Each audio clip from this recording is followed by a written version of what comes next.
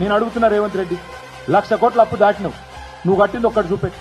నువ్వు కట్టింది ఒక్క ఇటుక ఎక్కనన్న ఉన్నాయి గులగొట్టుడు తప్ప పీకిందేంది నువ్వు? పేదల ఇండ్లు హైదరాబాద్లో మూసీ కాడ గులగొడుతీవి, సున్నం చెరువు కాడ గులగొడుతీవి, హైడ్రా పేరు మీద బీభత్సం చేస్తేవి. ఒక్క మంచి పని, ఒక్క ఇటుక ఎక్కనన్నా.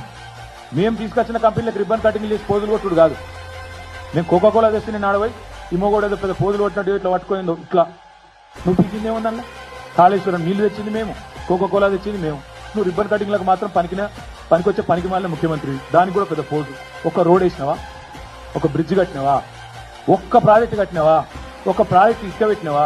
మరి ఏడవైనాయి పైసలు? 1,00,000 కోట్లు ఏడవైనాయి. ఇప్పుడు నువ్వు చెప్పిన అప్పుల లెక్క తప్పని చూపెట్టినా, నువ్వు కట్టే మిత్తి లెక్క తప్పని చూపెట్టినా, మరి మిగతా పైసలు ఎక్కడ పోయినాయి చెప్పాలి. బ్రదర్స్ జేబులకు పోతున్నాయా? రాహుల్ దగ్గర పోతున్నాయా? ఢిల్లీకి పోతున్నాయా? శ్వేతపత్రం విడుదల చేయాలి. ఏ ప్రాజెక్టు కట్టకుండానే, ఏ ఒక్క హామీ నెరవేర్చకుండానే ఒక్క ముసలాయనకు ఒక్క ముసలమ్మకు పెన్షన్ ఇచ్చినావా? అసలు 2 నెలలు ఎగ్గొట్టినావు సిగ్గు లేకుండా. అయినా మళ్ళీ 1,00,000 కోట్లు అప్పు చేసినావు. పోనీ ఒక్క ఆడపిల్ల పెళ్లికి తులం బంగారం ఇచ్చినావా? అయినా సిగ్గు లేకుండా 1,00,000 కోట్లు అప్పు చేసినావు. ఒక్క రైతుకు రైతు భరోసా ఇచ్చినావా?